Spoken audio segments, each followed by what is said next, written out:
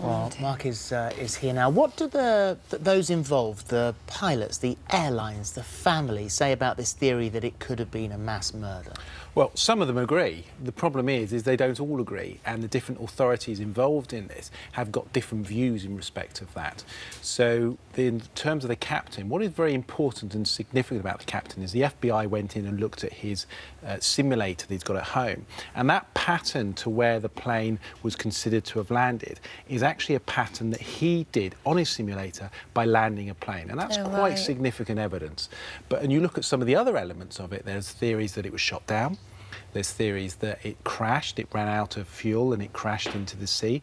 The problem is when you put all of these strands together using the oceanographer and using Larry Vance, the air expert, I have to say, the most believable scenario is the plane lands into the sea. The biggest problem with that is what does the captain do? So if he remains alive, or does he end up committing suicide?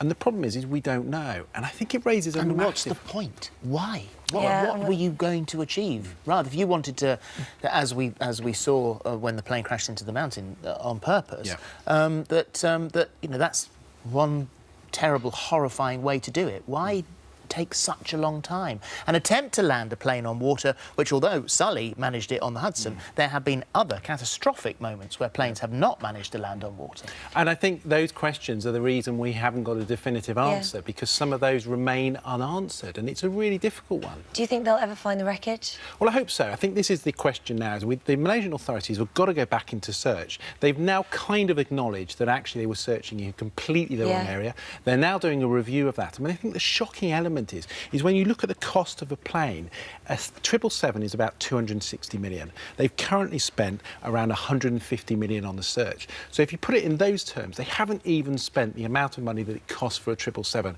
And it is so important because airline safety is so important that people have confidence in it. It is a very safe way to fly. But how can we lose a plane? How can a plane get up? When I heard it, I thought, how do you lose a plane?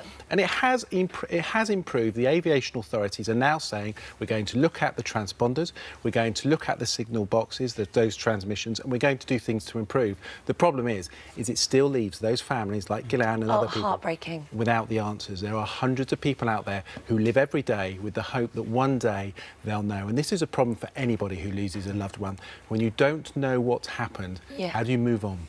Thank you. Thank you very much.